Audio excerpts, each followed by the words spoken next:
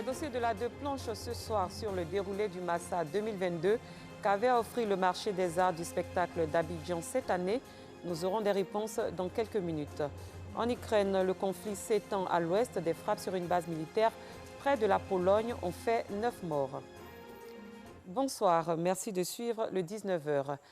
Fin de la célébration des figures ivoiriennes de la résistance durant l'époque coloniale.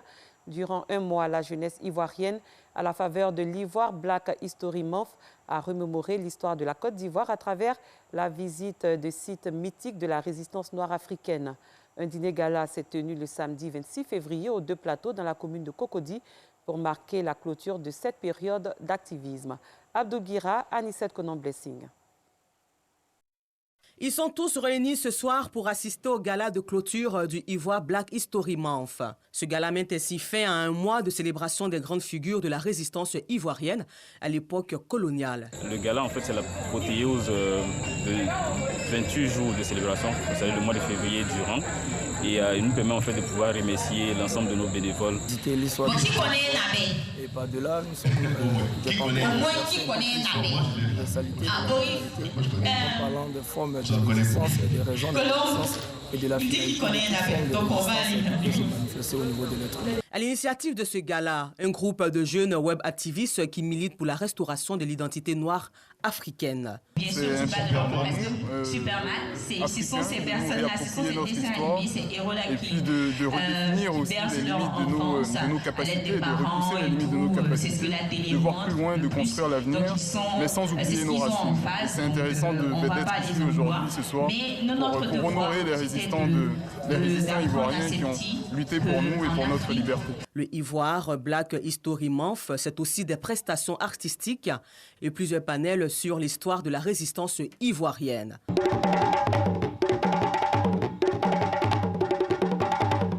Le Ivoire Black History Month, IBHM, est à sa 3e édition. Parlons omnisport, dans une partie âprement disputée, les joueurs de Scrabble, jeunes comme vétérans, se sont affrontés. Une rencontre à la faveur du tournoi de Scrabble dénommé Coupe Rolly Godmoff, initié par l'ONG Scrabbleurs sans frontières. C'était le samedi 26 février dernier dans la commune de Trècheville. Patrick Dadi. Le tournoi des vétérans d'auto de la Coupe Rolly Godmoff, qui s'est déroulé le samedi 26 février 2022 dans la commune Nzassa, a tenu toutes ses promesses. Cette compétition en hommage à l'un de leurs, Rolly Godmoff, et organisée par l'ONG Scrabbleurs sans frontières, a été remportée de haute lutte par les vétérans qui ont fait montre de leur talent. Ainsi, Nguessan Sartuné et Miss Fabiola se sont adjugés le trophée de cette édition. Pour nous, c'était de rassembler ces personnes qui se sont perdues de vue, qui aujourd'hui pourront renouer ces liens, de sorte que nous puissions continuer à promouvoir le Scrabble en Côte d'Ivoire et profiter pour préparer la relève qui s'annonce déjà, je dirais bien, avec des exploits que nous avons au sein des jeunes. Et c'est aujourd'hui un honneur de nous retrouver après toutes les différentes crises, et afin de pérenniser le Scrabble. On a un championnat d'Afrique dans 2 mois. Et 2 mois après encore, on aura le championnat du monde. Donc on a une préparation qui débute la semaine prochaine pour vraiment remotiver, redonner de l'allant à nos athlètes. En attendant le prochain rendez-vous en 2023, ce fut un bel exemple de rapprochement et de cohésion sociale entre les anciens et la nouvelle génération. À l'étranger, le pré-dialogue entre le pouvoir et les groupes politico-militaires tchadiens s'est ouvert dans la matinée de ce dimanche à Doha, au Qatar.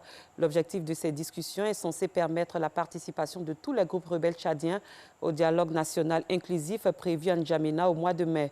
C'est donc une étape importante sur la voie de la réconciliation promise par les autorités de transition. Les travaux ont cependant été suspendus en fin de matinée. Au 18e jour de l'invasion de l'Ukraine, dimanche 13 mars, Kiev se prépare à livrer bataille, tandis que Mariupol espère l'arrivée d'un convoi humanitaire. Le Comité international de la Croix-Rouge, CICR, a mis en garde contre un scénario du pire dans la ville assiégée du sud-est de l'Ukraine. Jusque-là relativement épargnée, des bombardements ont frappé l'ouest, non loin de la frontière polonaise. Les frappes qui visaient le centre d'entraînement militaire de Yavoriv ont fait des dizaines de victimes, 9 morts et 57 blessés, selon un premier bilan communiqué par les autorités militaires régionales et le maire de Lviv. Plus au sud, un bombardement ce dimanche matin a fait plusieurs morts à Mykolaiv, dernier verrou avant le port d'Odessa. Plus de 2100 habitants de Mariupol ont été tués depuis le début de l'offensive, selon la mairie de la ville. Un journaliste américain a été tué à Irpin, dans la banlieue de la capitale, ce dimanche. Un autre reporter a été blessé. À présent, les dossiers de la 2.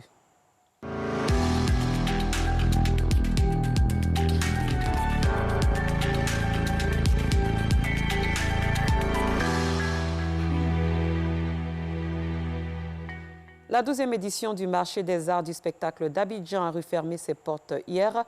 Que retenir du Massa 2022? Notre reporter Mohamed Ouattara Nour a sillonné les différents sites de l'événement. Une édition riche en couleurs avec d'impressionnantes innovations. C'est ce qu'il nous dit dans les dossiers de la 2 qu'il nous propose ce soir avec le récit d'Alassane Parguin-Drabo. Depuis le 5 mars, la capitale économique de la Côte d'Ivoire vibre aux couleurs du marché des arts du spectacle d'Abidjan.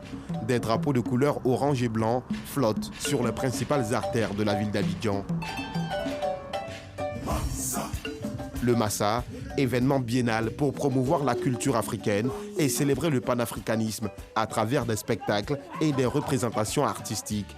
C'est le cas de cette pièce théâtrale dénommée « On ne lâche pas l'affaire » qui retrace l'histoire des pleureuses, des personnages énigmatiques dans nos contrées. Qui va pleurer le cadavre? Qui va pleurer le cadavre? C'est quelle histoire ça? Vous êtes habité ici, laquelle adresse vous pleurez? Elles sont organisées en équipe professionnelle. Elles ont quelquefois des costumes. Elles viennent mettre de l'ambiance, comme elles disent, à des funérailles. Cela est souvent vu d'un mauvais œil, mais en fait, c'est une tradition qui est chère à certains peuples. Il s'agit de funérailles, il s'agit de pleureuses. On ne lâche pas l'affaire, c'est un projet qu'on a décidé depuis l'année dernière de présenter au public ivoirien. Une interprétation de grand art qui n'a pas laissé le public de la salle Niango Remporqué du Palais de la Culture indifférent. Ça me faisait plaisir de partager ce moment et regarder ces grandes dames, des personnes qui étaient avec nous pendant tous nos enfances, qu'on les a vues aussi grandir dans le cinéma et dans le théâtre. C'est génial. Une pièce jouée par des comédiennes expérimentées qui voulaient, à travers ce spectacle, faire passer un message. Et quand tu vas leur demander là, elles vont te dire qu'elles sont sapées. Attends, je vais voir. Hé, chérie! Madame! Oui, vous êtes sapées, hein? Ben oui! C'est nous, hein? À travers ce spectacle, c'est pour que chacun essaie de se voir dans un miroir, voir son comportement dans le miroir pendant les funérailles, parce qu'il n'y a plus de compassion. Et le constat que j'ai fait, les gens vont pour autre chose. Tu vois les gens aux funérailles, ça rigole, ça cherche plutôt de la nourriture, ça fait ceci, ça fait cela, et ça parle de tout, aucune compassion. À quelques encablures de là, l'artiste Aïda Sa, chanteuse et compositrice ivoirienne, se produit tout en égrenant ses morceaux phares pour le grand plaisir de ses fans et des nombreux mélomanes ayant fait le déplacement. Le marché des arts du spectacle d'Abidjan, c'est aussi plusieurs sites, entre autres l'Institut français au Plateau ou encore le Yelams dans la commune de Trècheville. Sur ces sites, des artistes venus du monde et spécifiquement de l'Afrique ont la chance de montrer leur savoir-faire. Une opportunité pour des disciplines peu connues du grand public, comme le slam ou encore le conte, d'être mises en exergue. Parlant de conte, Floppy Mendoza, conteuse ivoirienne que nous avons trouvée en pleine répétition, est visiblement très heureuse de participer au Massa 2022. Conteuse professionnelle, elle prépare son spectacle prévu dans quelques heures à l'Institut Goethe, dans la commune de Cocody. On avait déjà fait une première représentation. On a eu le temps de regarder la vidéo pour voir ce qui a marché, ce qui n'a pas marché. Donc il fallait impérativement faire une autre répétition avant le spectacle de ce soir. À quelques minutes de son spectacle, un rituel s'impose. Je suis vraiment stressée et puis bon, J'espère que tout va bien se passer. Sa Majesté, la fille elle a grandi, laissez votre fille, elle va se marier. Et Sa Majesté, je vous en supplie, mettez un peu d'eau dans votre Nyamankoudjila. Elle ne cache pas sa joie après une heure de spectacle et félicite le public pour son soutien. C'est le public qui m'a inspiré parce que dès le départ, le public était là. Et ce qui m'a poussé vraiment à donner le meilleur de moi-même dans ce voyage imaginaire. Et j'ai raconté 3 histoires. Et la première histoire avait pour moralité le fait de savoir saisir les occasions avec intelligence. Et la deuxième histoire, c'est tout simplement pour parler du pardon. Et la troisième histoire, pour parler de l'égalité. Nous devons nous accepter malgré nos différences. Comme son nom l'indique, le Massa, c'est d'abord et avant tout un marché, d'où la présence de ces nombreux commerçants de diverses nationalités venus présenter leurs différents produits à travers des expositions-ventes.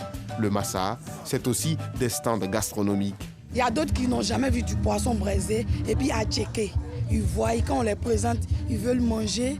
Quand ils mangent, en tout cas, ça les plaît. Ils viennent nous dire qu'on a très très bien mangé. C'est d'abord une opportunité de faire connaître nos produits parce que nous sommes une jeune structure et aussi de partage d'expérience, c'est-à-dire de voir aussi avec les autres qui viennent présenter leurs produits, de voir qu'est-ce qu'on peut tirer, qu'est-ce qu'on peut même utiliser par rapport à la mise en valeur de nos produits que nous avons ici. Si quelqu'un arrive chez moi et acheter les produits là, il ne regrettera jamais parce que c'est à l'œuvre qu'on connaît l'artisan.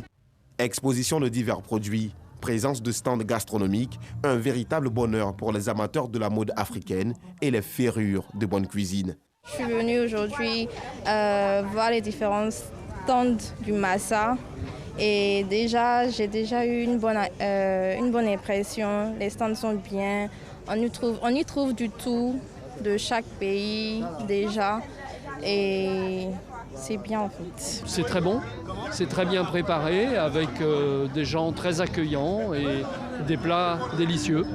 Hier on a mangé un choukouya. J'aime beaucoup l'ambiance du festival. Ayant la lourde charge de piloter cette activité, le directeur général du marché des arts du spectacle d'Abidjan nous explique le changement de dénomination tout en annonçant quelques innovations de cette édition. Le Massa, à l'origine, c'est le marché des arts et spectacles africains. C'est dans les années 90, ça a dû changer, c'est une volonté politique parce que la Côte d'Ivoire a voulu garder les sièges du Massa ici à Abidjan. Donc la dénomination est passée du marché des arts et spectacles d'Abidjan. Il y a 26 pays invités, ils viennent de partout. Les innovations majeures, vous avez dû constater, première chose, le 8 décembre dernier, nous avons fait le lancement du Massa.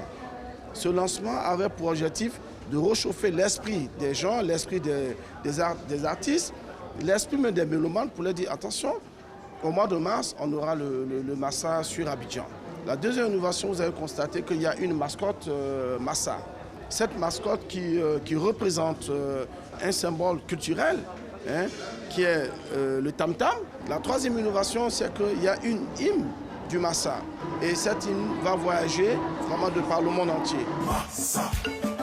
Selon les autorités, le marché des arts du spectacle d'Abidjan attire quotidiennement plus de 30 000 personnes réparties entre différents sites. Pour les populations et les professionnels de la culture, le Massa reste et demeure l'événement culturel africain par excellence. Ses portes ont été refermées ce samedi 12 mars, après une semaine de fête.